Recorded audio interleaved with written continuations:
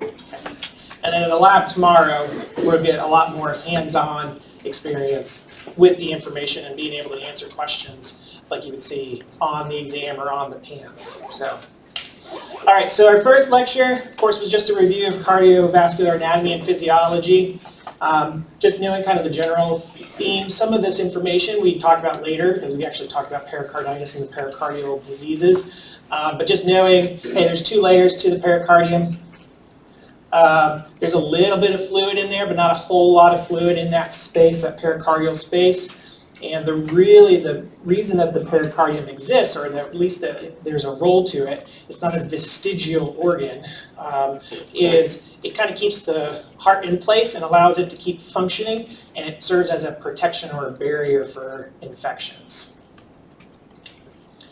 For the heart, 3 layers to it. So epicardium is basically just the visceral layer of the pericardium. The myocardium, of course, is your muscle layer. So that is really the most important structure of the heart. And then the endocardium is the inner layer and kind of serves as just a barrier of the blood circulating inside the heart from the muscle itself.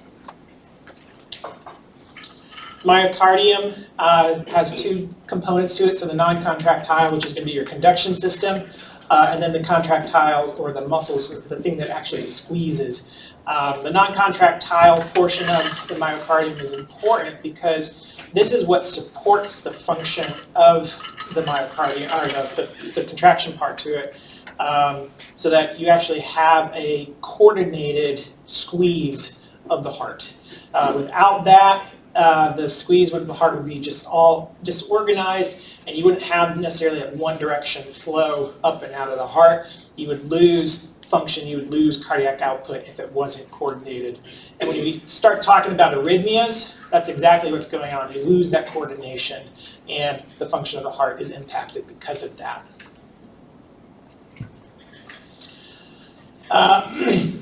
For heart and what regulates it, or what can kind of provide some input as far as the function of it, whether it needs to speed up or slow down, whether it needs to squeeze harder or squeeze less, is important, because you don't want to be exerting 100% effort when you only need 40% effort.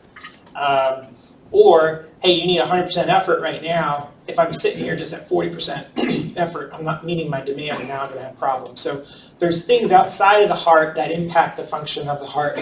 And the 3 main mechanisms are this Bainbridge reflex, which is just a response to the atrial stretch. So if you're like exercising, you have an increased blood flow coming back to the heart, to the atria, an increase in the preload.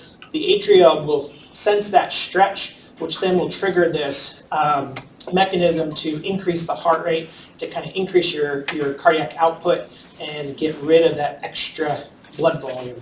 That way it doesn't back up. We don't present like a heart failure case. Breathing impacts it, but the key thing is going to be your autonomic nervous system, which is, of course, your parasympathetic and your sympathetic nervous system. This autonomic nervous system works by either changing the impulse, or the rate of the impulse, or how fast does that conduction get through the heart, and then, or how fast does it get through, and then how many beats per minute, so the pulse, increase the pulse rate or decrease the pulse rate. And then contractility, so how hard can you squeeze, or how hard do I want the heart to squeeze in order to get that blood volume that's needed out of the heart and circulating systemically. It's important to know with the sympathetic nervous system where it innervates, or where it has an impact on the function. So it actually works on the SA node, the atria node, the AV node, and the ventricle. So it works on all, or it synapses on all 4 of those locations, which means that if the sympathetic nervous system is firing and it's triggering, you're going to have a response in those 4 areas. And just knowing what kind of response you're going to expect with that. So in the SA node, we are going to have a faster heart rate. If it's in the atria, we're going to increase the contractility, so the force of that squeeze. That way we're getting more blood into the ventricle to circulate. The AV node, we're just going to speed up the conduction through that AV node because remember that PR segment is kind of that delay in the AV node. And if I want that to be faster so that I can trigger a faster heart rate, I'm going to speed that PR interval up a little bit with the sympathetic nervous system. And then the ventricles, increase your contractility, squeeze in more blood. Now compare this to the parasympathetic nervous system, which is the vagus nerve, where it synapses. So it does the SA node, it does the atria, and it does the AV node, but it doesn't do the ventricle. So you're not going to have any impact or any effects on the ventricle with just the parasympathetic nervous system. So parasympathetic nervous system is going to slow the heart rate down, and it's going to slow the conduction of the impulse through the AV node, and it's going to maybe decrease the squeeze of the atria, but it's not doing anything to the squeeze of the ventricle itself. Action potentials, just know for muscle, these are your ions that are important for it. And then for the actual pacemaker itself, calcium is your most important ion in this, but it's a kind of an interplay between calcium and potassium. There is maybe a little bit of sodium. I know in pharma they teach you a little bit about sodium being involved in this, but it's not as important. It's not a key ion in pacemaker cells as it is with the muscle cells. And then calcium, why is it important for the actual contraction of the myocardium itself? Well, calcium will bind to troponin, which then exposes the myosin binding sites on the actin. So calcium will bind, get rid of the troponin, blocking the binding sites so that the myosin can bind to the actin and then do its little power flex and trigger that contraction.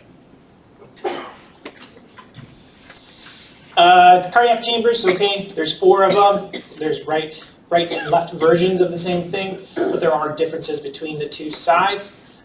Right, of course, goes through to the lungs, or pumps to the lungs, and the left pumps to the systemic arterial system.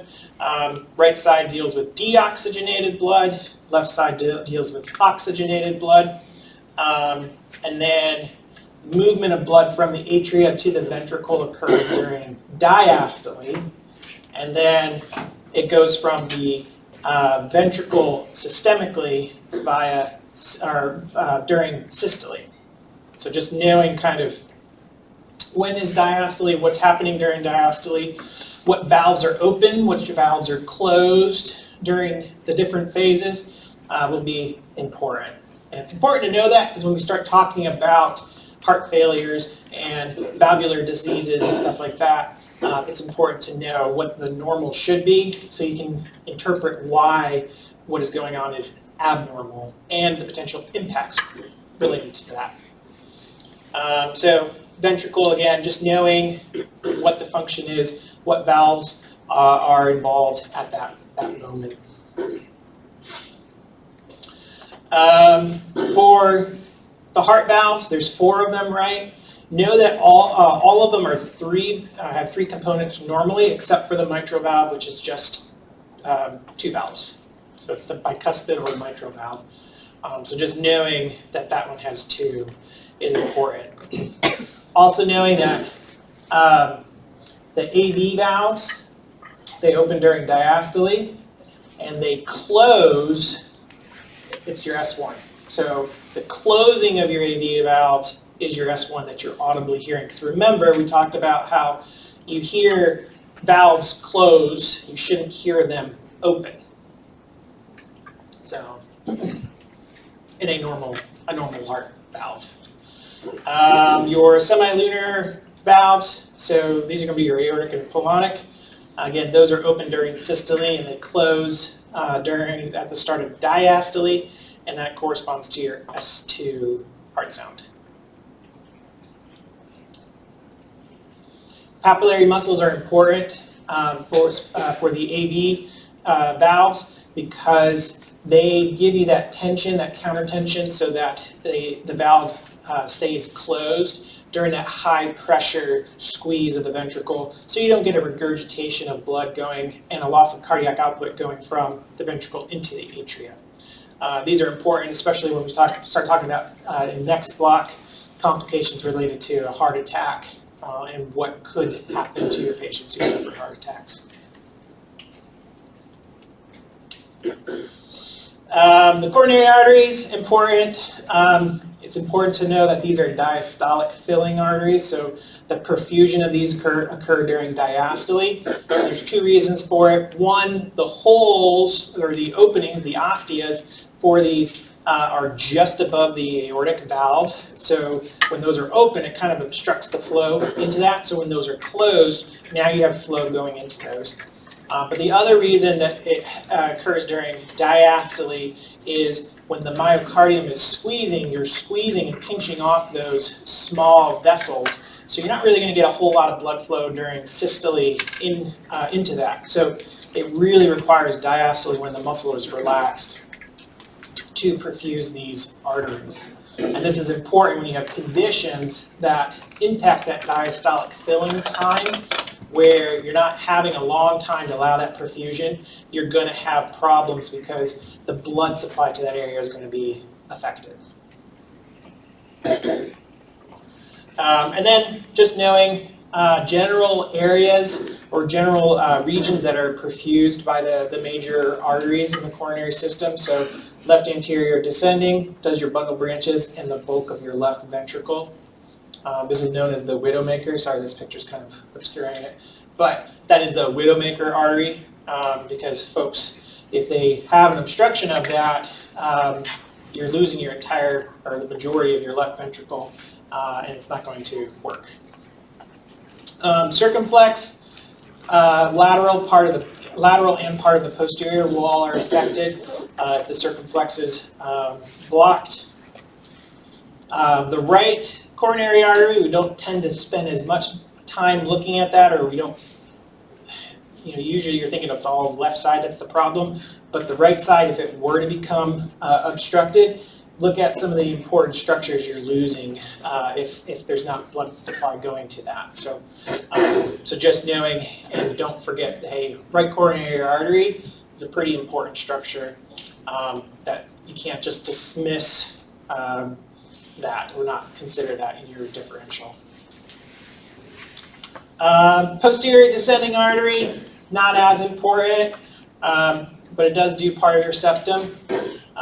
Just the one thing to know about the posterior descending artery is majority of patients this comes off of the right coronary artery, but in some patients it does come off of the left main or left circumflex. So this is why, even though we may see on EKG, hey, you got a posterior wall MI, the cardiologist is going to do contrast studies to see where that blockage is, because it could be that it's coming off of the other artery and not the one that they think it is. So they could be trying to put a stent in the wrong artery if they don't map out the anatomy.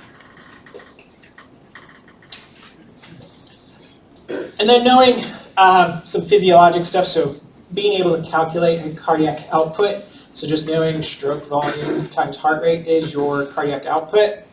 And then knowing that your stroke volume is your end diastolic volume minus your end systolic volume. So basically, what did I start off with minus what I ended up with? That difference, that delta, is now how much blood was squeezed out.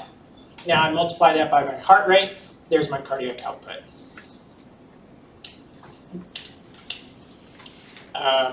The math that you'll have to do on the test for this is pretty simple, so you should be able to do it in your head without a calculator, but if you need it, then okay.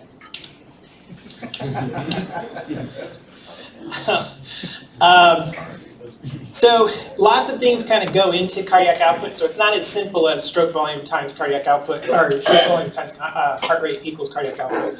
There are other factors that impact those variables. Particularly your stroke volume is the one that we really considered, because you're going to have preload, so you're going to have something there to squeeze out, right? So if you decrease preload, then your stroke volume is going to be less because you don't have the substance that you need to actually convert into work. Your contractility, so you know, how effective is your squeeze going to be? Basically, like, what's your ejection fraction? That's going to be important because if you have a low ejection fraction heart failure, you could have all the preload you need to have a normal cardiac output, but if it's not able to squeeze that blood out, it's going to impact your stroke volume. Afterload also impacts it, and this kind of has more of an inverse kind of relationship to it. So if you have a higher afterload, your heart's having to work harder, and you potentially are going to have less stroke volume there. So, so afterload in and of itself can actually impact negatively the stroke volume.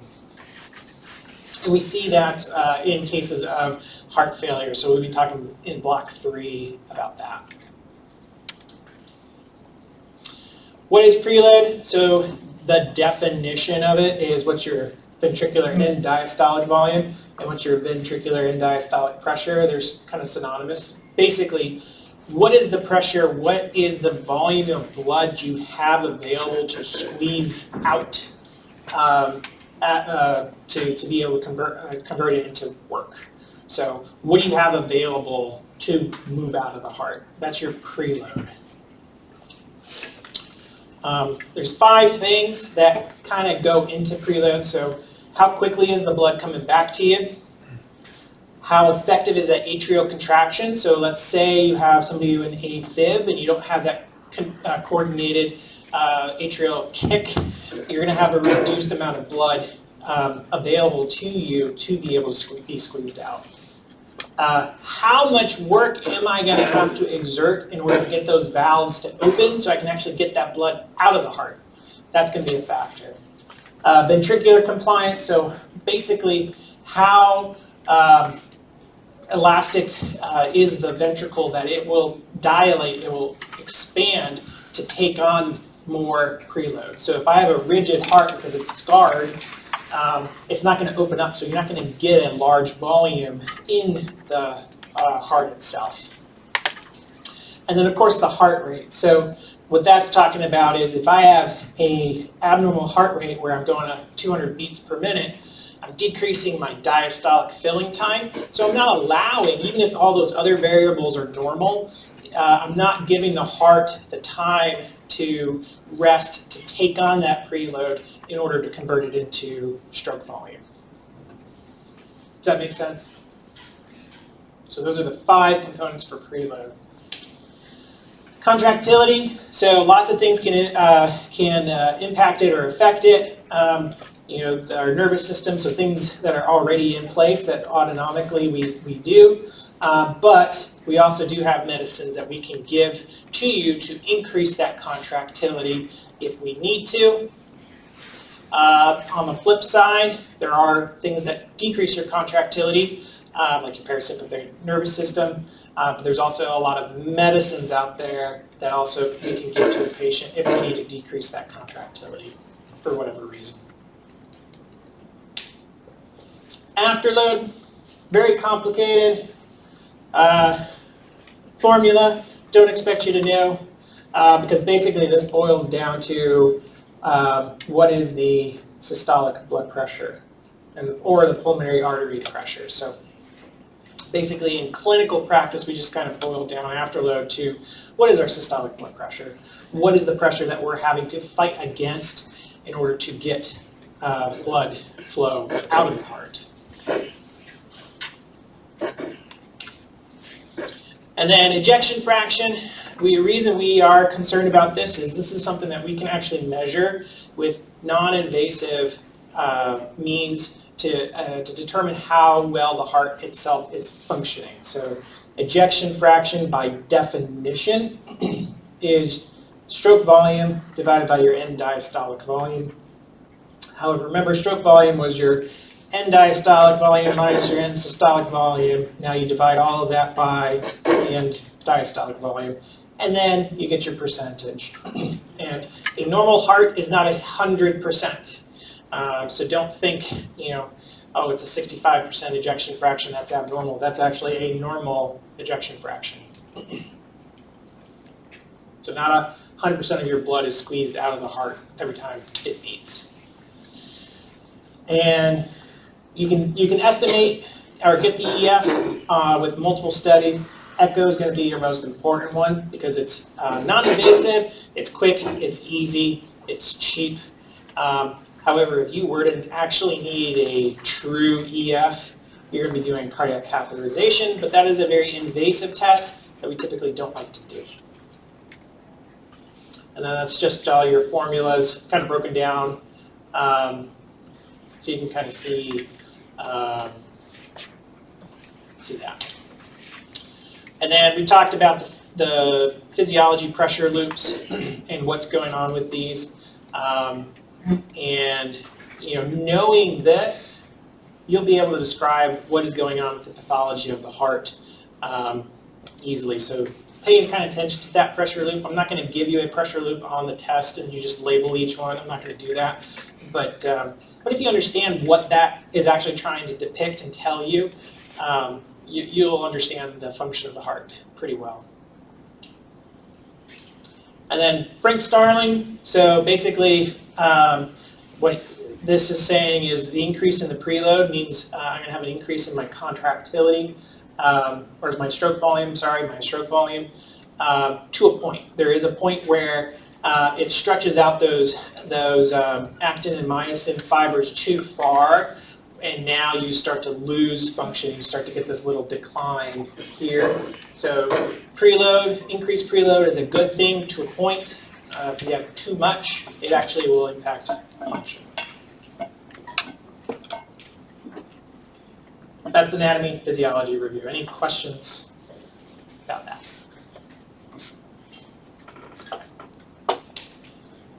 So the cardiac exam, similar to any exam of any other organ system, so inspection, palpation, auscultation are going to be your key things.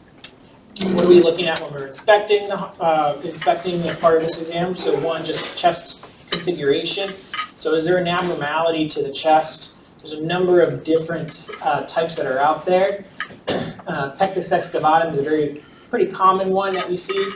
Barrel chest is also a very common one just because of all of our chronic smokers, especially your retirees.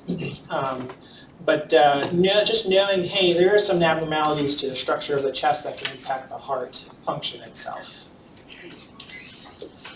Also, part of inspection is going to be looking for cyanosis, evidence of cyanosis. So you have peripheral cyanosis, which is one version of it, which tends to affect the extremities where it's just blue. And typically we're thinking that there's some kind of vasoconstriction, either because of a condition, or there's a medicine that we're giving them that's causing this, or it's a problem with the actual circulation of the blood to that area. So are they in septic shock? Is there a blood clot that's impacting that area? That can give you an idea. Central cyanosis, on the other hand, tends to kind of go along with actual problems with the heart itself. And usually you're seeing that by looking at like the mucosal membranes, the lips, and there's some pretty significant cardiac pathology that goes along with this.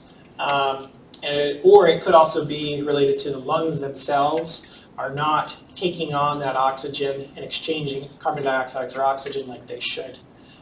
So think of central cyanosis as a cardiopulmonary failure.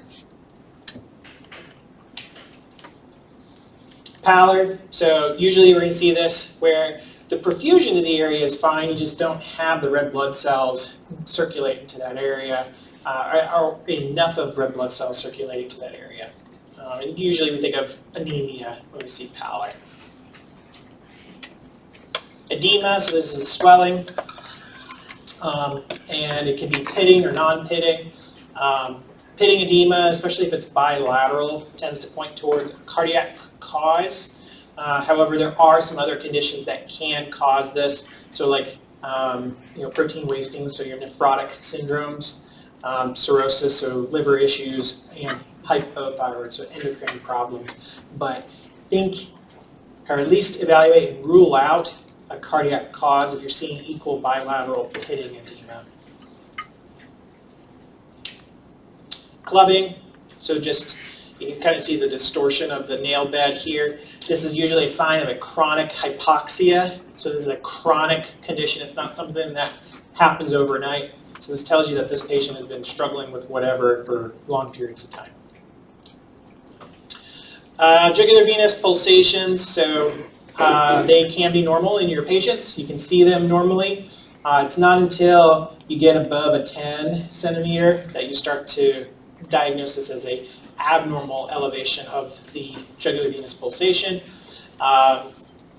The important thing to know is this is giving you an estimate of the pressure at the right atrium.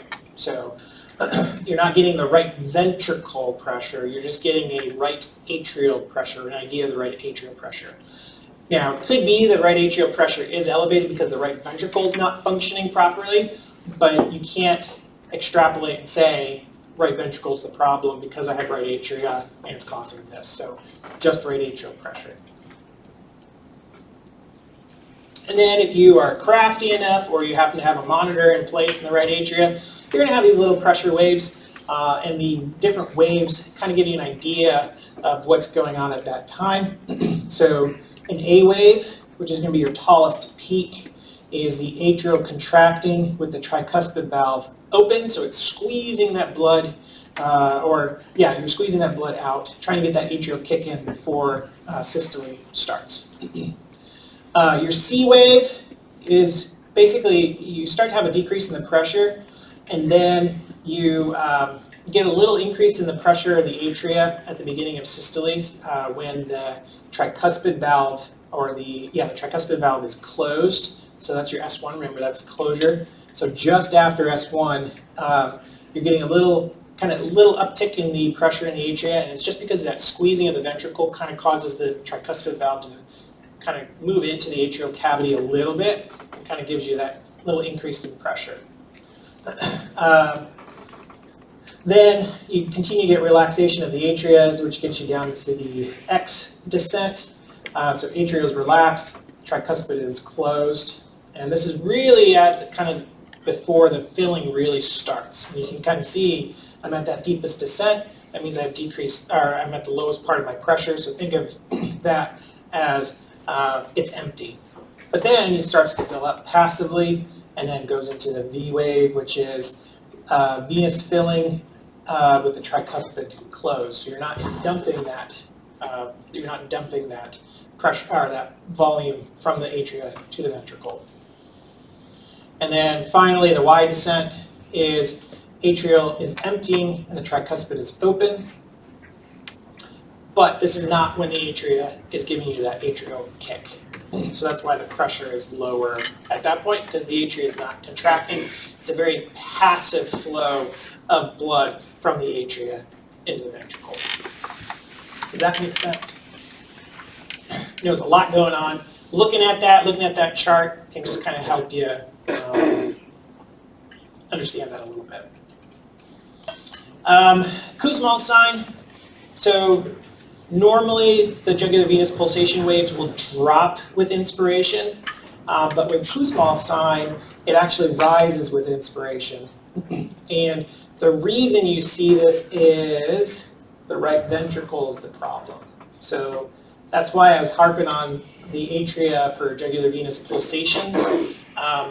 If you have Kussmaul's sign, this tells you that there's something wrong with the right ventricle, where it's not allowing that diastolic filling of the ventricle properly.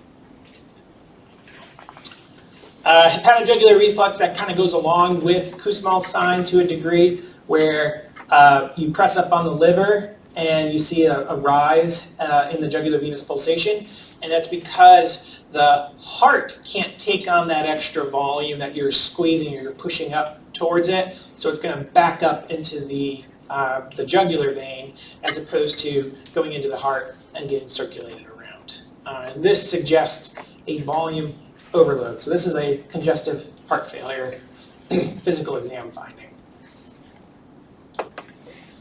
Okay, palpation, lots of things that you do when you palpate or during palpation phase of the cardiac exam. So PMI, point of maximal impulse, so that's where you're actually feeling like that heartbeat. Normally it's in the 4th or 5th intercostal space midclavicular line, so think of it as your M auscultation site or close to it. because that's where that apex of the heart is, so that's what you're feeling with it.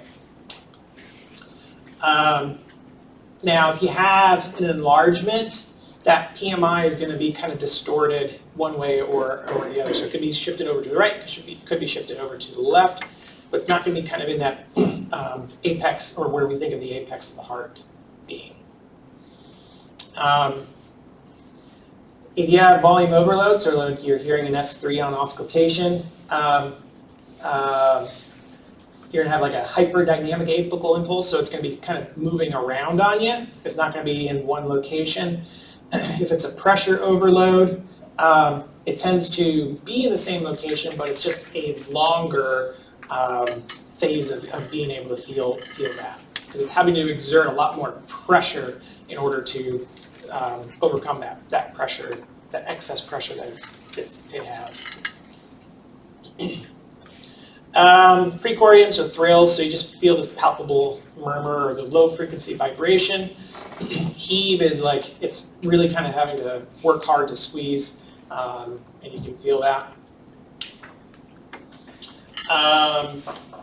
Blood pressure, just knowing, hey, you should be able to have symmetrical blood pressures from left to right, as well as arms and legs. Pulse pressure is normally 30 to 40 millimeters, so the difference between your systolic and your diastolic pressure is normally 30 to 40, but there are conditions where you'll have an extra amount and conditions where you'll have less than 30 present, and those are pathologic findings. So what can cause an increase in the pulse pressure, so to the point where it's greater than 80, yeah, it could be aortic regurg causing that.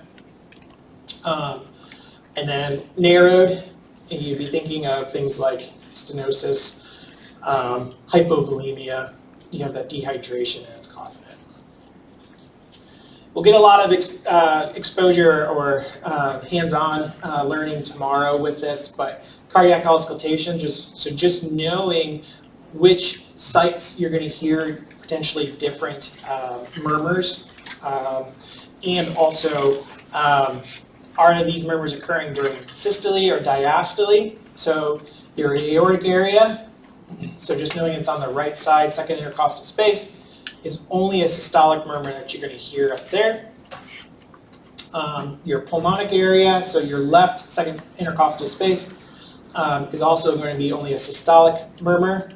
If you want to hear diastolic murmurs associated with those valves, you have to come down to Erb's point down here, and that's where you're going to get your aortic regurg and your pulmonic regurg. Left systolic or left sternal border Erb's point for a systolic murmur. If you hear that, it's probably going to be more of a hypertrophic cardiomyopathy. The tricuspid and the mitral areas, you're going to hear both diastolic and systolic murmurs, and just knowing what to expect. And again, remember, what are those valves supposed to be doing in diastole? What are those valves supposed to be doing in systole? And if you hear a murmur, it should tell you if it's a regurg or a stenosis. Stenosis is going to be, the murmur should be happening when it's open, or it occurs when that valve should be open. A regurg is when that valve should be closed.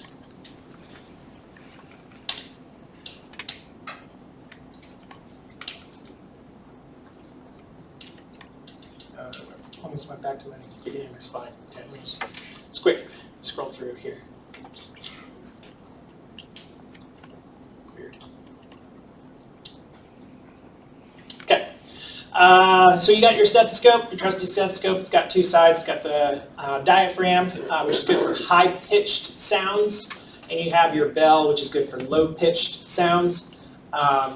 So if you are hearing a murmur with the diaphragm, or you're hearing a murmur better with the diaphragm, then it's a high-pitched sound, which will kind of steer you towards certain types. If you're hearing it better with the bell, then those are low-pitched sounds, and it can give you an idea that those are low-pitched. It can help you kind of differentiate some things that could be like S3 being particular, is it a S3 that you're hearing, or is it a physiologic splitting of S2 that you're hearing, or are you hearing an opening snap? So just knowing what murmurs you normally will hear with the diaphragm and which ones you normally hear with the bell. On the test, I give you questions of, they're going to be like, hey, I hear this best with the bell, or I hear it's best with the diaphragm. That will help you kind of differentiate those murmurs. Your S1, your lub, just knowing that it's a high-pitched, and it's the closure of the mitral and tricuspid valves. That's what you're hearing. And that it's the start of systole. So those are kind of the three things to really know on this slide. Your S2 represents the onset of diastole. It's high-pitched as well, so diaphragm stethoscope. And then it's best heard in the second, third, and left intercostal space. And the reason it's best heard there is because of this physiologic splitting of the S2. You're listening to the pulmonic valve itself, and you're hearing for that splitting with inspiration.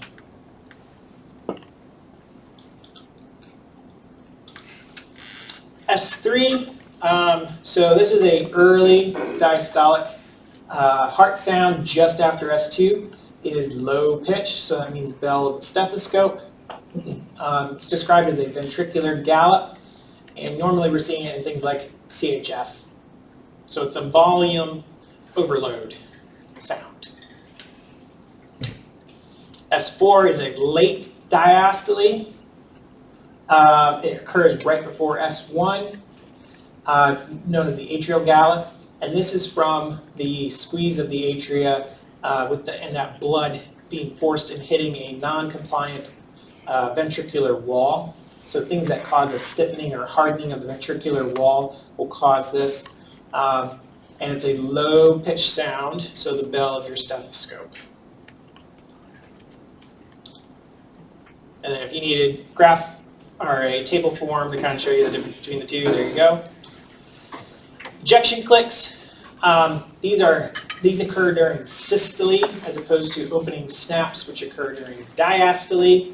But think of these as being like a stenosis kind of sound. So the valves are trying to open, but there's some resistance to the opening, and then finally it's forced open. It's that door that hasn't had WD-40 sprayed on it in a while. You're going to hear it open. However, if it occurs kind of later on in systole, be thinking of more of like a mitral valve prolapse, where now that valve was trying to stay closed, but it was forced open, and now you get flow of blood in the wrong direction. So opening snaps, so diastolic sound. It's high pitch, so again, diaphragm of the stethoscope for these. Typically you see it in like mitral stenosis, where the valve is trying to open, but it's stiff and it won't open until the pressure exceeds the point where it's forced to open. This graph just kind of shows you everything that's going on in the heart, what we're hearing. Again, if you understand what's going on in this graph, you're going to understand all pathology of the heart and what you see. So your S1, your S2, and what your S3 is doing kind of here on auscultation, what's going on with your EKG, what's happened with the ventricular volume. Your volume's the highest right before systole starts. It's staying there until finally the aortic valve on this diagram opens, and now you get blood flow leaving the ventricle and being sent out to the aorta and systemic arterial system. Finally, the valve closes, and now you start to fill up in diastole again, and the process all starts all over again. Murmurs, why do you hear them? It could be it's an abnormal blood flow across a normal cardiac structure. It could be normal blood flow across an abnormal cardiac structure, or there's an opening like congenital heart disease where it's going from the left side to the right side. with your murmurs, knowing there's some timing and duration. What are you hearing during systole? What are you hearing during diastole? And what murmurs do you hear that are continuous, meaning it occurs throughout the whole duration of systole and diastole?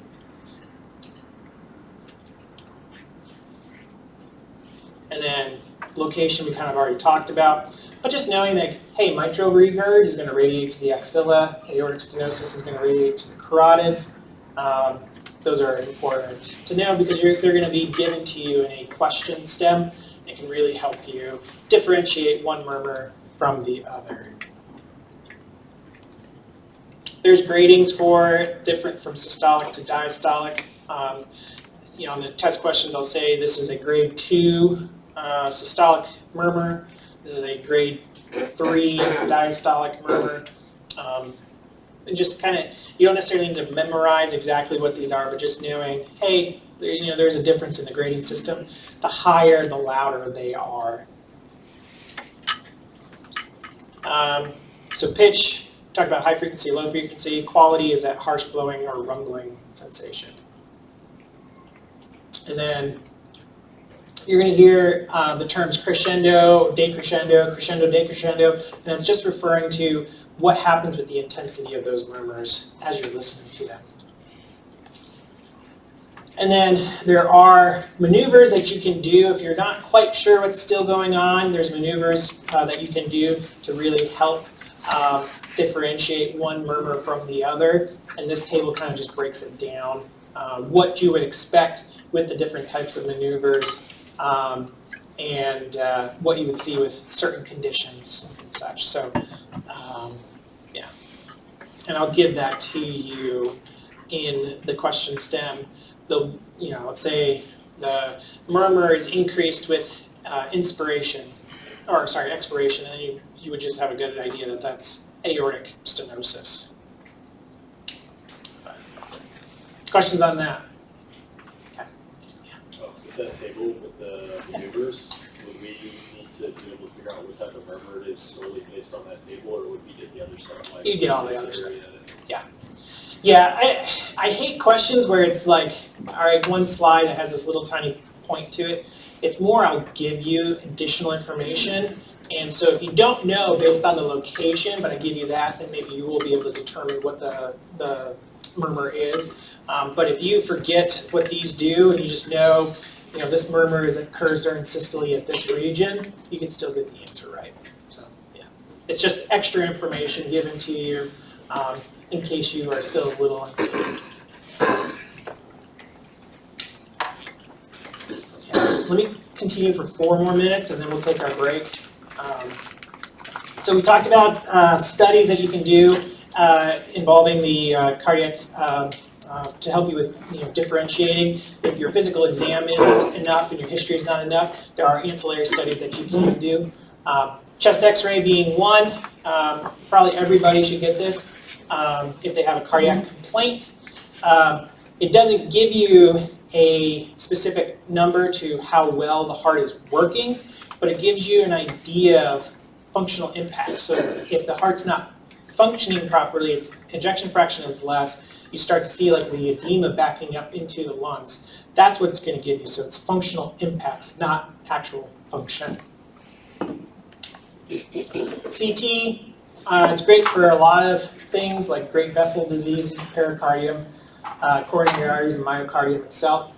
So there are primary indications that we would give or do this test. But if you were looking at, trying to assess the function, what's my EF of the heart, CT is not a study. It doesn't give you that information. So don't say, oh yeah, the next step is to get a CT if I want to assess function.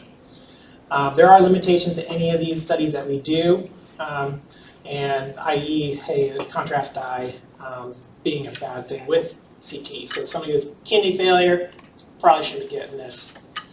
Cardiac MRI, really the utility for it is congenital anomalies, so assessing those. But there are some other things some other additional information that we can get from it. This might be a good alternative to somebody who has renal failure who can't get that contrast, because you can get a lot of information without actually doing contrast. So But the problem is it takes a lot of time and it's a lot of money to do an MRI compared to a CT scan. Echo is going to be probably the most common test study that you're going to order on your patients, because you actually get an idea of the function of the heart. So this is one of the first studies that we talked about where you actually can get that function. You can get that ejection fraction of the heart.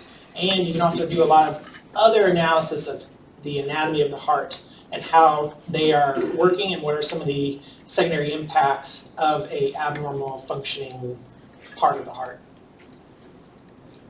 And there's also a transthoracic and there's a transesophageal version of this. Transesophageal, more invasive, requires sedation, but you can just get a lot better imaging as part of it. So, and there are certain conditions where you are going to want to get the transesophageal echo. Nuclear medicine, they do, these are good studies when I'm trying to assess what the perfusion of the heart is. So maybe if I want to see what the valves are looking like, this is not the study to do it. But if I want to see what the perfusion in the heart is, this is what you're going to be getting. And with that, let's take a 10-minute break. Pick it up. We talked also about EKG. Well, not really. Actually, speaking of EKG, there's one question on the test that there's going to be dual credit accepted. So hopefully here soon you should notice a change in your grade. The question was the one that related to the overdrive suppression versus automaticity. So if you put overdrive or automaticity, you're going to get credit for that. So if you put anything else, not so much. But if you have one of those two, then you'll get 2 points more. So, anyways, so that's EKG. Problem with EKG, it's 10 seconds of time. So you may not catch what is going on in the heart. So they have developed ways with these continuous heart monitors to monitor the conduction system a little longer. Holter monitors is better than EKG, but it's limited by only 24 to 48 hours. You're able to monitor somebody with the Holter monitor. So they came up with the Zio patch, which is much better. Wear it for longer periods of time. And hopefully you can catch those arrhythmias that may be causing somebody to have symptoms if it only happens once or twice a month. So Zio patch or these are better than an EKG because you're monitoring them over time. All of the tests that we talked about, they're limited by, these are at rest. And most of our ischemia symptoms, the stereotypical patient is it occurs during exertion, but gets better with rest. So we've only been focusing on tests that do at rest. So we're not getting a great idea of what truly is going on in the heart. So they've developed stress testing in order to be able to assess the heart during exertion. And that's what we are doing with a stress test. So it could be, like you see here, they're on a treadmill and they're attached to EKG leads and we're monitoring for changes in the EKG with exertion. It could be an ultrasound where now we're assessing the function of the heart and changes in the function of the heart with exertion. Or we assess the perfusion of the heart with stress. So we're now getting an idea of what's going on when we put the heart under stress. And the stress can be a treadmill, so have them run on a treadmill, or I can give them a medicine to speed up the heart and kind of mimic a stress load. Cardiac catheterization, so this is our first invasive test that we talked about. It's good for lots of things, but it is an invasive test. There is higher risks for it. There are complications with it. But it is generally considered gold standard for a lot of testing. You can do a left heart cath where you access an artery and then you feed the catheters up to the coronary artery or to the left side of the heart to assess function. But be thinking that you're going to do a left heart cath for diagnostic and therapeutic. So I can actually treat conditions with a left heart cath. With a right heart cath, you're now going through the venous system to access the right side, and you're thinking of more of a diagnostic monitoring. You're not treating anything necessarily with a right heart cath.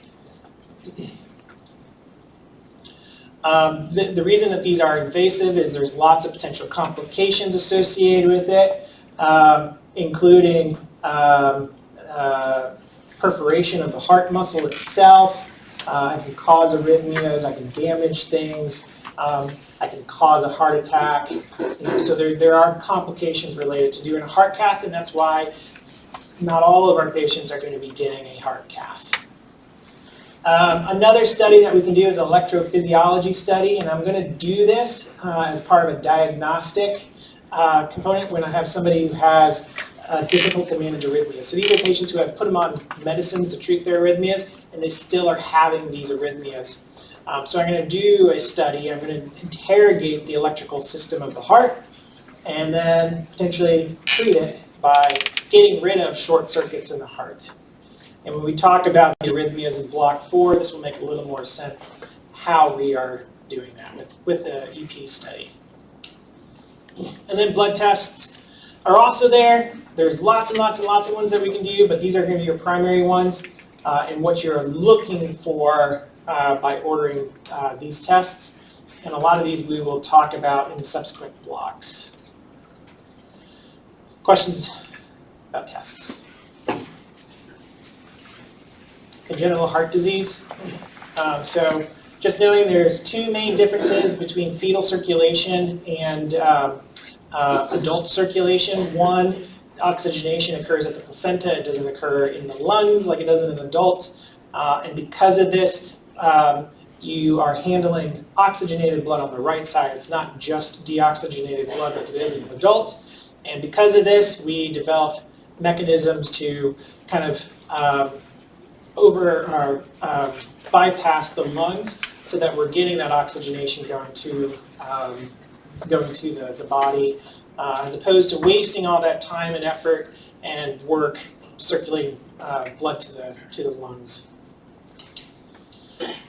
Why do we have congenital heart diseases? Well, it could be that just something random in the development of the fetus went wrong. It could be its genetics, whether it's inherited, so everybody in the family tends to have this condition, or there's something random that happened in like the sorting of the chromosomes that triggered this mutation that led to the congenital heart disease. It could be there's some kind of exposure, whether intentional or not. So, was the mother drinking too much alcohol when she was pregnant, or did she get exposed to like rubella that triggered the congenital heart disease? And then, of course, what other medical conditions does the mother have that the baby is having to grow in that could be impacting its own development? So this is not necessarily, the baby has hypothyroidism. It's the mother has hypothyroidism that impacts the development of the baby. One of the classic things, of course, is the formation of the left and right heart and what occurs in that. So you have, typically at the very beginning of cardiac development, you have where there is no left or right, you start to develop the septum primum, which is this blue structure here. That starts to form to divide left from right as far as the atria goes. But you need to be able, in fetal circulation, to be able to get right to left shunting, so the body then starts to develop a way to allow that shunting of blood from the right to the left while in utero. But then when baby is born and you don't need that shunting anymore, there's a way for it to stop. So the septum secundum, as it's growing, it develops this hole called the ostium being hole, secundum, in the septum primum. And then in order to get that flapper valve, you get the septum secundum coming in that will grow down and leave a little space so that blood can get through. And that is called the foramen ovale. But let's say that hole doesn't close entirely or allow for just that foramen ovale to form, and you get this atrioseptal defect where now there's tissue missing, and most common problem is there's something wrong with the ostium secundum. So it's too big and it leaves a defect. So what happens with an atrioseptal defect? Well, after the baby is born, now the pressure on the left side is higher than it is on the right, and now you get blood flow flowing from the left to the right. This adds extra pressure, this adds extra volume to the right, and now the right side is having to compensate for all of that extra blood, which then can lead to problems down the road if it's not identified and treated properly. Biggest thing on physical exam is going to be this fixed splitting of the S2. So you're going to have that on a question where it says, okay, on auscultation you hear a fixed splitting of the S2. What's most likely congenital heart defect present? You got your answer. So how are they going to present to us? It really depends on how big that hole is or how big that defect is. If it's large, it makes sense. If it's large, that you're going to have a lot of flow from left to right. They're going to have heart failure symptoms. So they're going to present to you in heart failure because that cardiac output, instead of going out to the systemic arterial system, it's actually going to the right side and just kind of keeps circulating around from right side to the lungs, back to the right side to the lungs. And you're not getting that going out necessarily to the aorta. If it's moderate, so just a little on the slower side or smaller side, or if you have an uncorrected, then you start to develop some complications, chronic complications related to this, so pulmonary hypertension, which then leads to Eisenmenger syndrome, and then other symptoms associated with that. Physical exam, talked about fixed splitting of the S2. You may have an additional murmur where you are hearing flow, all that extra flow of blood going across right heart structures. But the typical thing is going to be that fixed splitting of the S2. EKG, may not see anything, or you may see some right axis issues, so right ventricular hypertrophy, right atrial enlargement. And the most common location for, we switched now to ventricular septal defects. So that is atrial septal defects. Questions about atrial septal defects? Okay. Patent foramen ovale, remember, that is not a true defect, even though it may kind of function a little bit like atrial septal defect in that you get a right to left shunting if the pressure on the right side gets too high. Remember, a patent foramen ovale does not have any tissue missing related to that.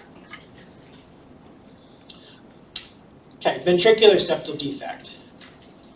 So with this, most common cause is membranous. There's a membranous issue where there's a defect in the membrane of the interventricular septum, which leads to, again, left to right shunting, where now, instead of it happening in the atria, it's happening in the ventricle, and all that blood is now going to the ventricle, from the left to the right ventricle, and then out to the lungs.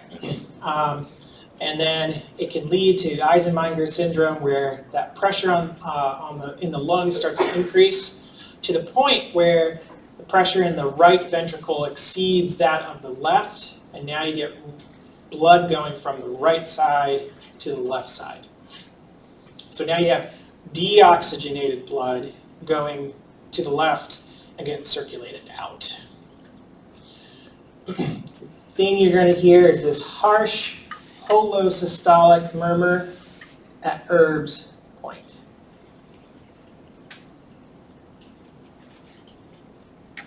And then some other kind of things, but that's the key thing that you're going to hear.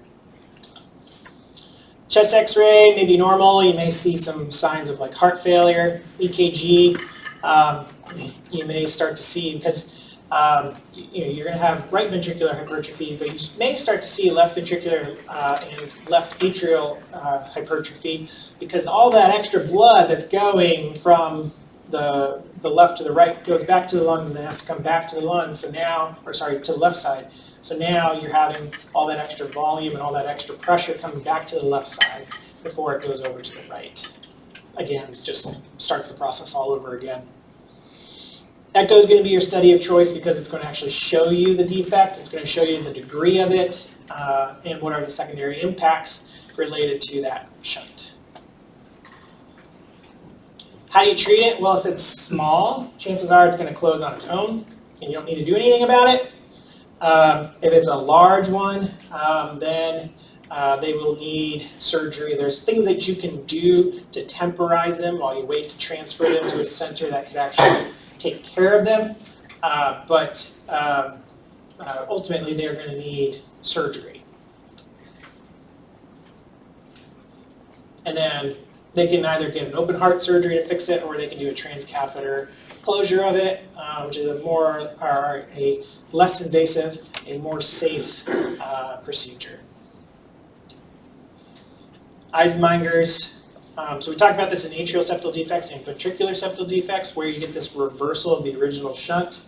So instead of left to right, it goes from right to left, and now you turn what typically is thought of as an acyanotic congenital heart lesion into a cyanotic congenital heart lesion. Problem with this is, once they've developed this, and this takes a long time to develop, you can't really fix it. You can't do a surgery to fix it unless you're like replacing their lungs, because the damage is already done, and that's a permanent damage. But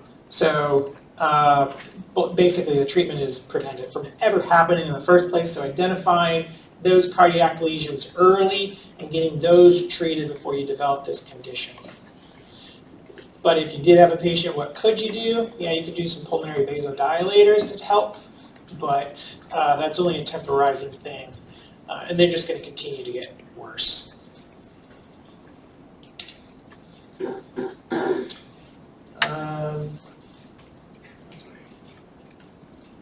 The slides are out of order.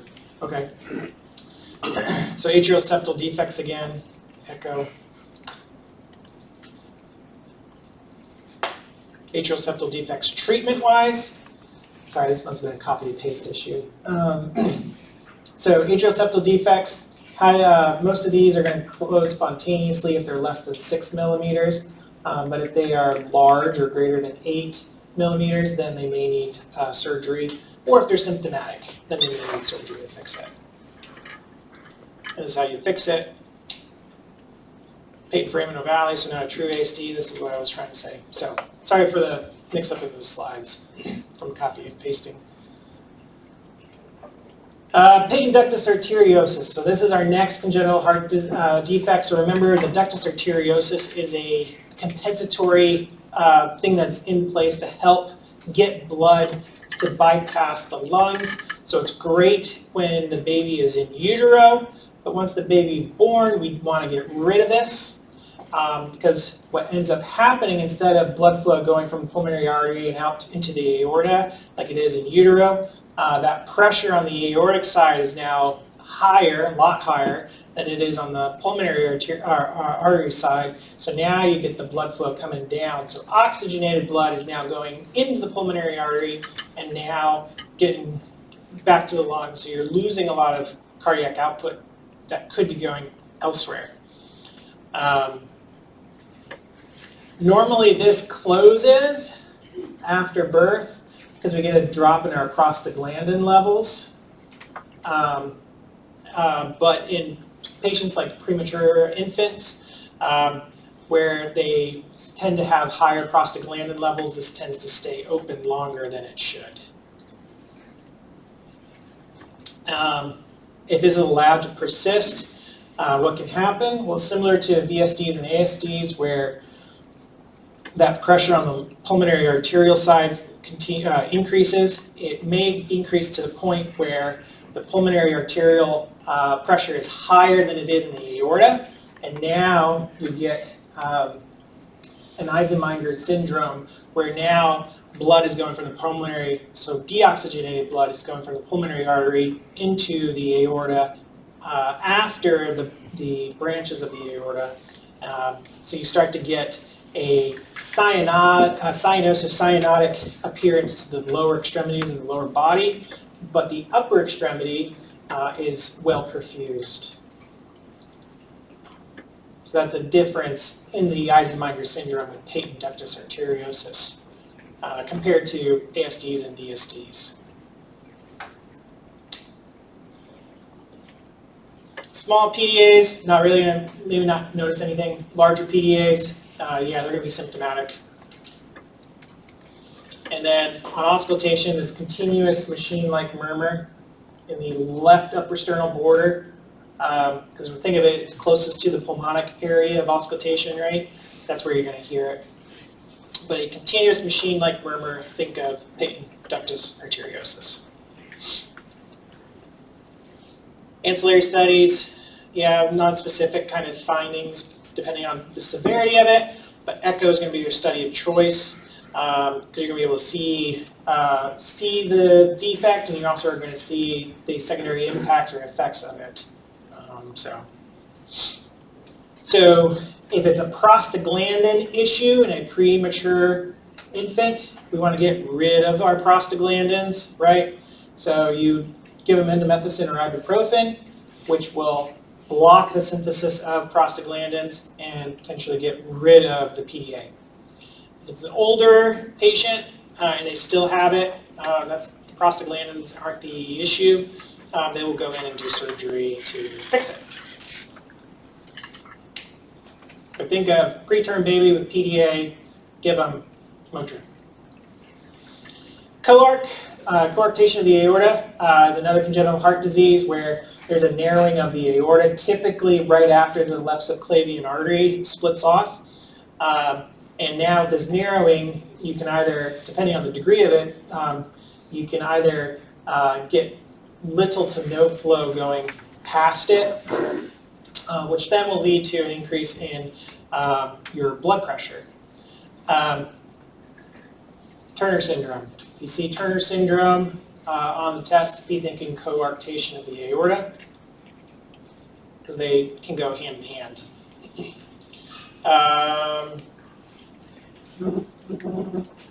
So with this, you have blood flow goes to the head and upper extremities, preserved, it's normal. Going down to the lower body is impacted.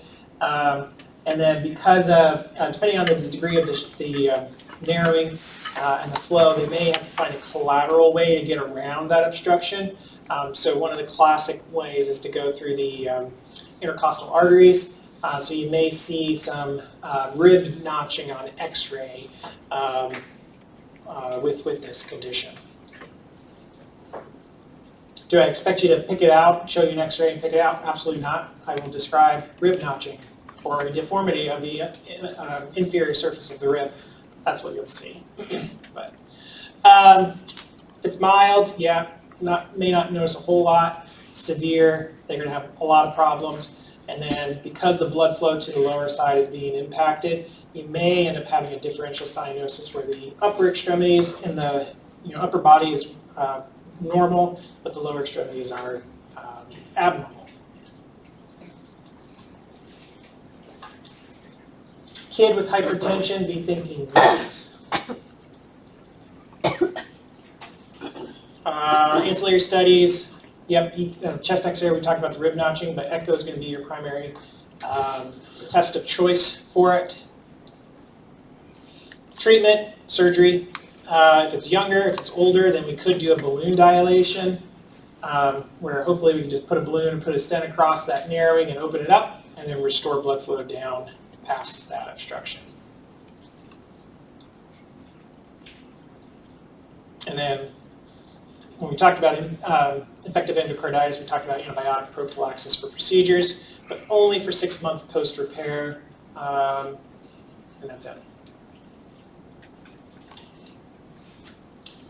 Cyanotic lesions, so we talked about tetralogy of Fallot. Again, this is one that everybody loves because it's a pretty interesting heart defect. But these are going to be your 4 components to tetralogy of Fallot. And these defects are what ultimately lead to the right to left kind of shunting of blood and out into the body, which is why we see cyanosis and we have those blue babies. Now, if you have a patient who has an atrial septal defect, which 10% of patients with tetralogy of Fallot will also have this component to it, it's called a pentalogy of Fallot, so you have 5 things wrong, which be thinking, hey, you hear fixed splitting of S2. That's going to be an ASD component to the tetralogy of Fallot. So, also be thinking DeGeorge syndrome with these patients. And then this is the pathophysiology of it we talked about. It'll be described as an intermittent cyanosis, but they're going to have these TET spells or TET fits, where if they're irritable or they're feeding, this is when they're going to turn blue. And the reason for that is you are shunting more blood from the right to the left with this. And the way they treat it, physical exam, what are you going to find? So the systolic ejection murmur, possible holosystolic VSD murmur. Those are maybe some things that you'll see on exam with these patients, other than they turn blue when they cry or feed. And then not a whole lot other than echo is going to be your test of choice. Echo, echo, echo again. The treatment for it, until you actually do surgery to fix it, is they're going to either bring knees to chest or they're going to squat. And the reason it works and the reason that they do this in order to treat it is you increase your afterload, which then will decrease the right to left shunt, because now the left side pressure increases because you have that increased afterload. That increased pressure on the left side is going to push the blood to go to the right side, which hopefully will be a higher pressure to get past that pulmonic stenosis or that obstruction, so that it will actually get blood going to the lungs. Does that make sense why this works? Okay, so you increase your afterload, you increase the pressure on your left side of the heart, causes more blood to get sent out to the right side, or less, flip that, so less blood going from right to left, and now you're increasing blood going to the lungs itself. So that's why these squats or knee to chest position helps alleviate this. And then these patients are going to need surgery, and they usually do pretty well with the surgery.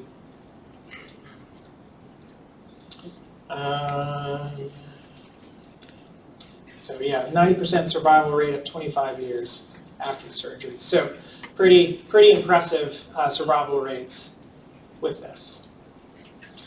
The last congenital heart disease that we talked about was transposition of the great arteries. So this is literally just the pulmonary artery and the aortic arteries are flipped. So now the aortic comes off of the right side of the heart and the pulmonic artery comes off of the left side of the heart. And the problem with this is you have 2 separate circuits of circulation. You don't have oxygenation of deoxygenated blood occurring. And you just have deoxygenated blood going from the body back to the right side of the heart, back out to the body, and bypasses the lungs altogether. The left side of the heart has oxygenated blood. It sends it back up to the lungs, and it just comes right back to the left side and sends it back up to the lungs. So this is fatal if not treated quickly.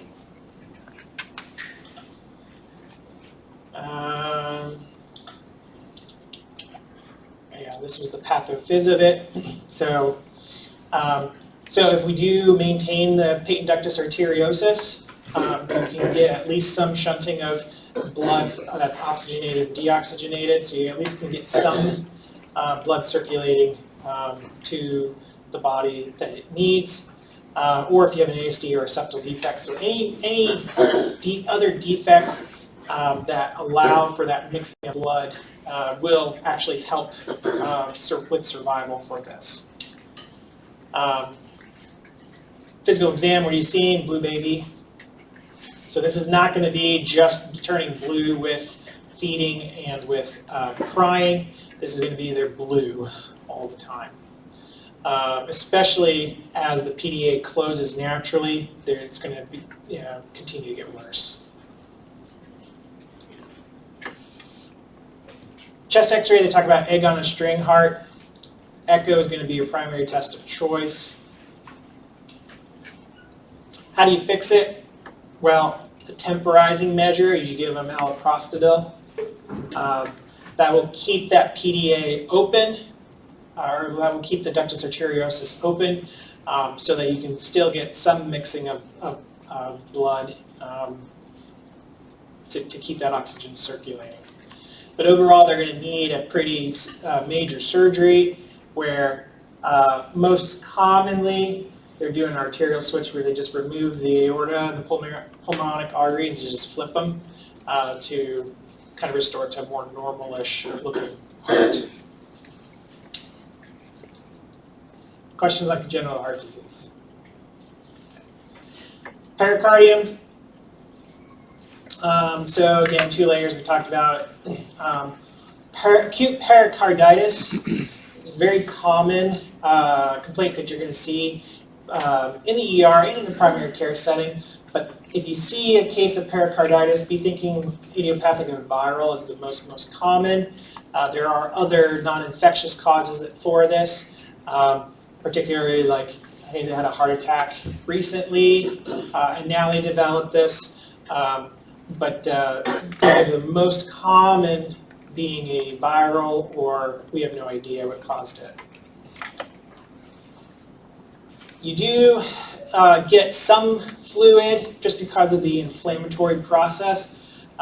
All pericarditis will kind of start with the serous type of fluid. That's a very thin exudate. But then, depending on what's causing it, it could develop into a much more severe fluid.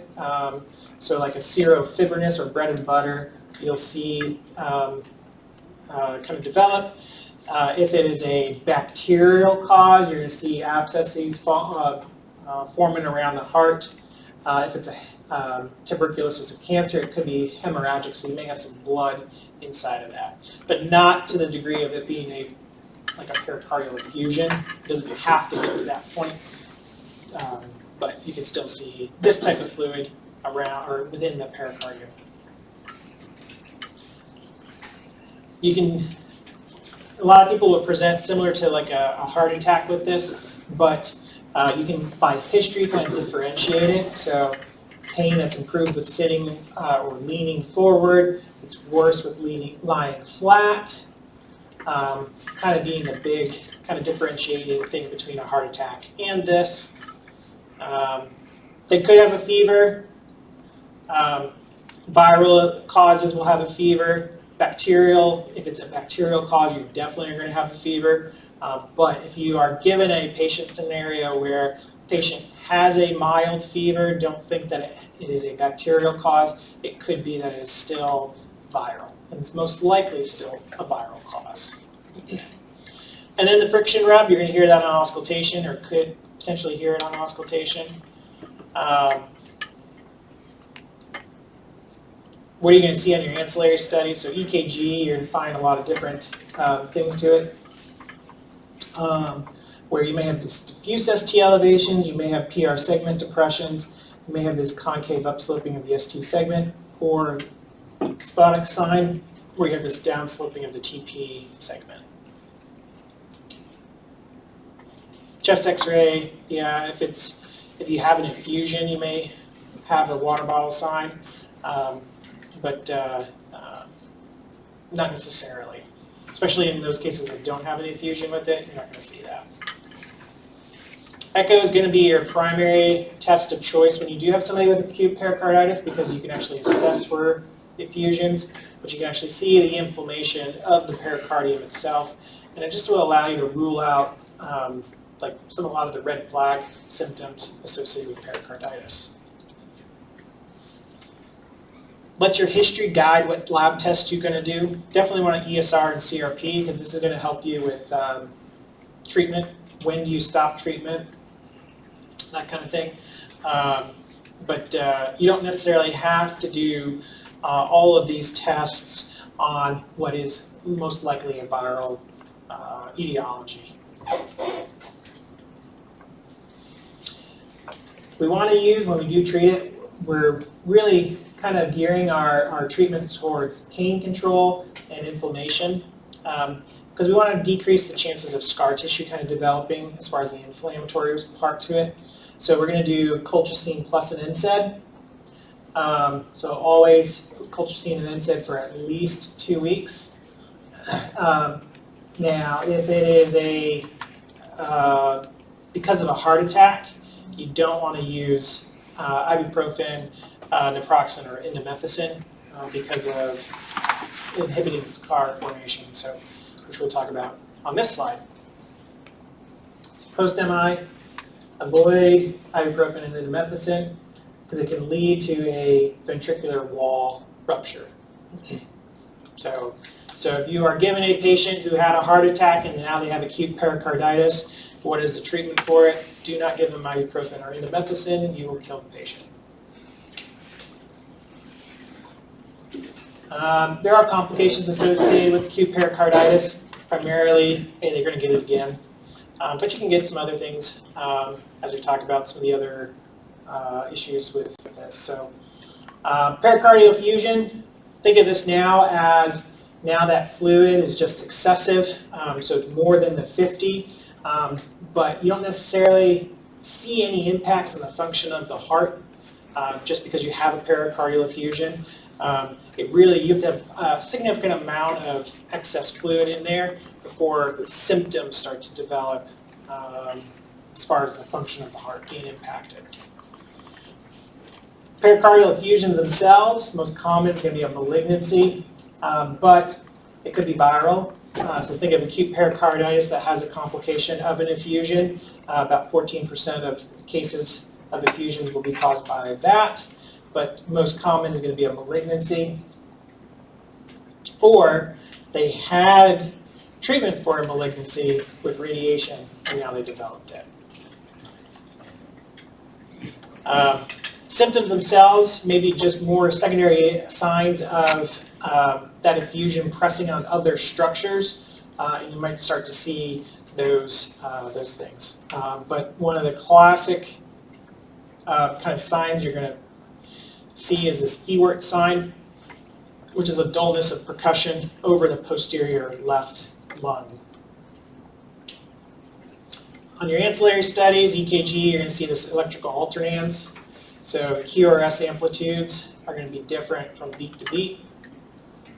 Echocardiogram, you're actually going to see the effusion. You can get a measurement of the effusion so you can see how severe it is, as well as seeing if there's any impact on the function of the heart because of that effusion.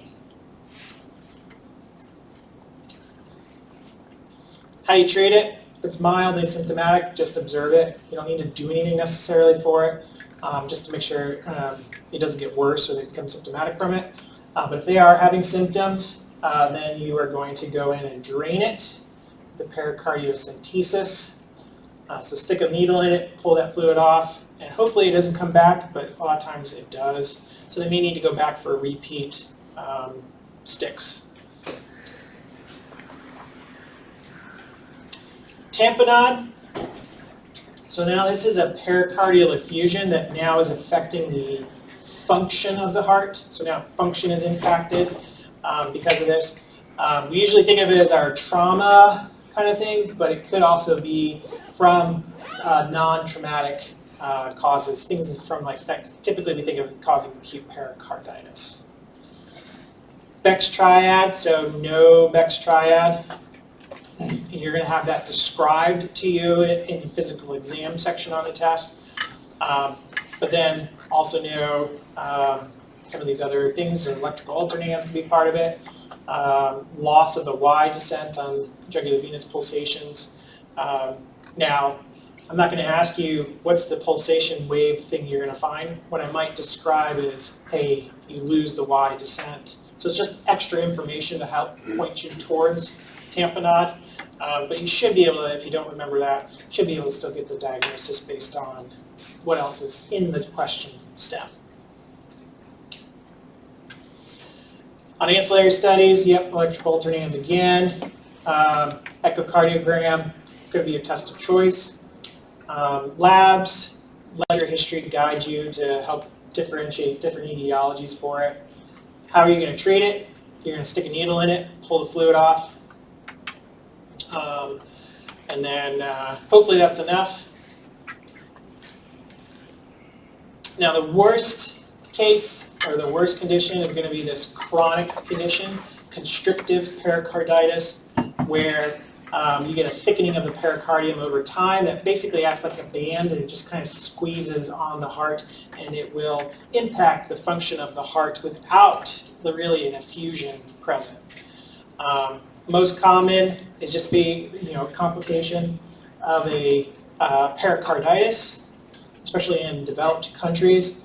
But there are other things like infections that can cause this, or they underwent treatment for cancer and they were exposed to radiation and they developed this condition years afterwards. Know that this is a diastolic problem, so the heart itself is still able to squeeze the blood that it gets into the ventricle out, but the problem is that this condition will not allow the ventricles to fill up with blood in diastole. So that's the problem. It's not the function of the heart that's impacted, it's the passive flow of blood from the atria to the ventricle that's impacted.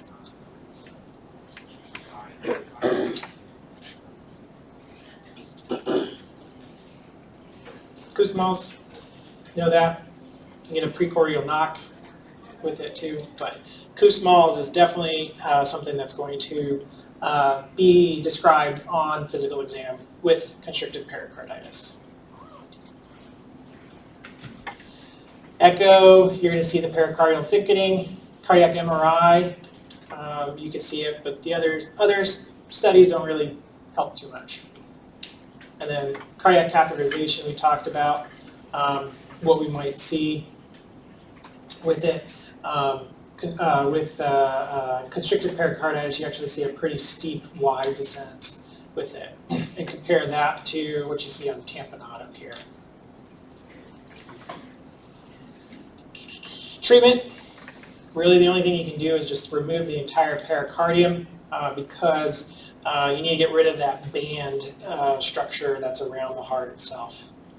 So you can't stick a needle in it, can't even just make a little cut in the pericardium. You have to remove the entire thing in order to free up the heart. But that's a very high mortality rate, so it's not something that you want to do if you can avoid it.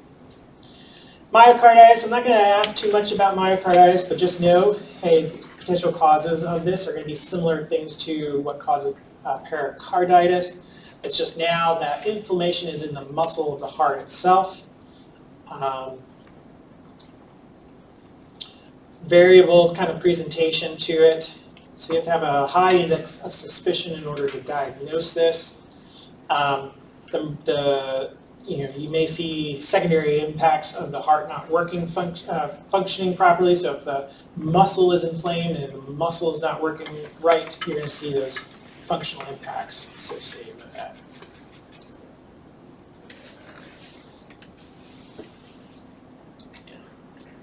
Labs, it's an inflammatory response or inflammatory condition, so inflammatory markers are going to be elevated.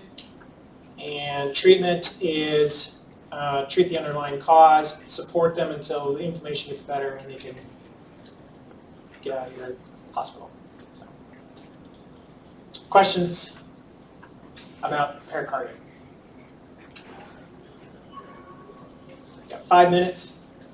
We talked about infective endocarditis yesterday, so we're going to quickly go through this. If there's any questions, let me know. But so infective endocarditis is an endocarditis, so an inflammation of the endocardium. So any structure that has endocardiomonic can be impacted by it, so primarily valves, but the valvular chordae and the ventricular walls themselves can be impacted by this.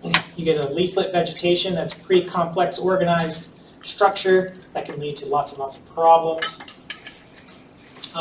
It can be community acquired, it can be healthcare associated, or it can be from IV drug use. Just kind of being familiar with what the typical presentation is. So somebody who's younger, be thinking IV drugs, and also be thinking right side of the heart being impacted. If it's community acquired, be thinking somebody who's older, who has lots of other medical conditions contributing to this, which is what you see kind of in here. If they've had any surgeries before in their heart, they're going to be at high risk for it. If they have poor dental health, then they're going to be high risk for this as well. There's really 4 steps to this happening. It's not just as simple as you have bacteria in the blood and then you're at risk for it. You really have to have damage to the endocardial surface that triggers this clot formation in order to try to heal it. There's bacteria that happens to be in the blood at the time that then gains access to that area that then results in a vegetation forming, which then can lead to lots of complications associated with that. Be suspicious, or if you have somebody who you think has infective endocarditis, use Duke criteria in order to help you with the diagnosis, which here's your criteria for definite infective endocarditis, here's your criteria for a possible infective endocarditis. History is important, but the most common symptoms that somebody's going to present with are going to be fever, a heart murmur. So just knowing that that's the most common presentation for somebody with infective endocarditis. And the things that we normally think as pathognomonic are rare and only occur in about 2 to 15% of patients with this condition. These patients, because a lot of the symptoms are rare, or you don't catch it on auscultation, the murmur on auscultation, it could be that they may be presenting to you because of cardiac complications, or they may have had a stroke and they're coming to see you then. Labs, blood cultures, blood cultures, blood cultures. You need the blood cultures. You can get other things that look for complications associated with it, but blood cultures are going to be the most important thing to do because you want to know exactly what organism you're dealing with and what the sensitivities are, so you know exactly what regimen they should be on to treat this condition. Physical exam findings that you may have with infective endocarditis, you may have your vascular phenomena, which is going to be things like Janeway lesions, which is painless, erythematous spots. You may have splinter hemorrhages.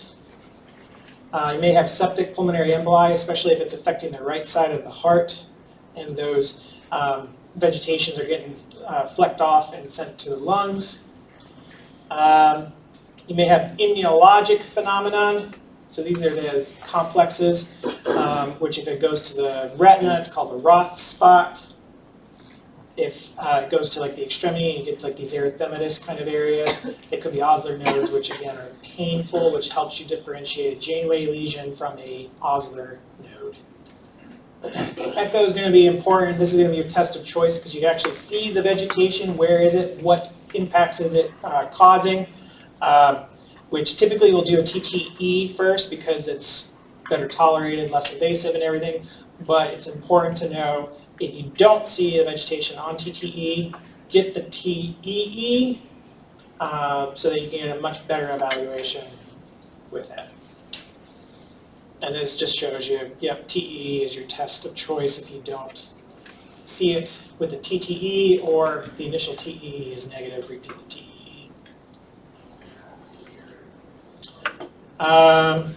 Lots of studies that you can do, some with very non-specific kind of findings.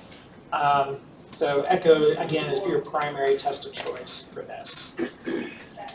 Your history can kind of guide you towards what's the most likely etiology or cause for this. So somebody who's an IV drug user, just know it could be really a lot of different things.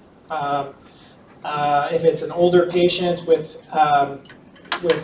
like poor dentition, think strep viridans.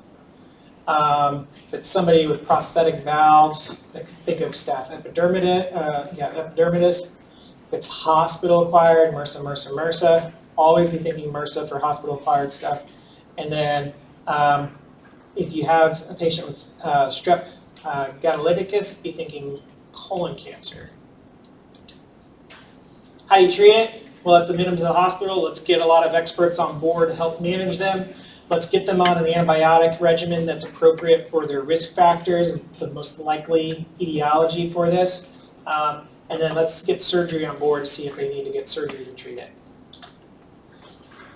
Antibiotics are going to be for a long period of time, so 4 to 6 weeks, because that vegetation itself hides the bacteria away from the antibiotics. So it's going to be a long course to try to eradicate all of that bacteria that could be there, even after surgery. Lots of complications we talked about yesterday when I showed you the PET scan. Be thinking of that. Things can get thrown all over the body from that vegetation. You can't just treat the vegetation. You may need to look to see if other things are affected by it. So other organ systems like the brain and they are having strokes, or it's going to the musculoskeletal system, causing those types of things.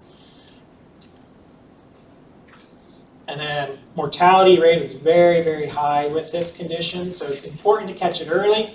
It's important to treat it appropriately and with a proper duration because they can easily die if you mess that up.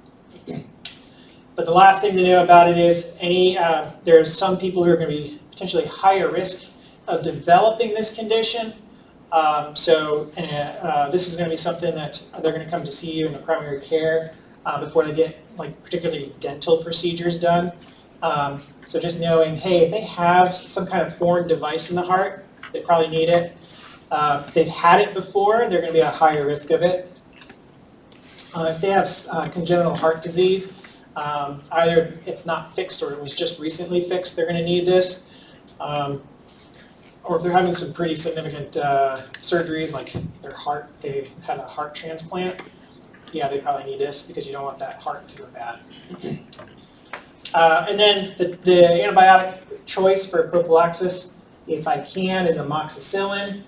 But if they're allergic, then I could use cephalexin or macrolides in order to give them that antibiotic prophylaxis. It's a lot.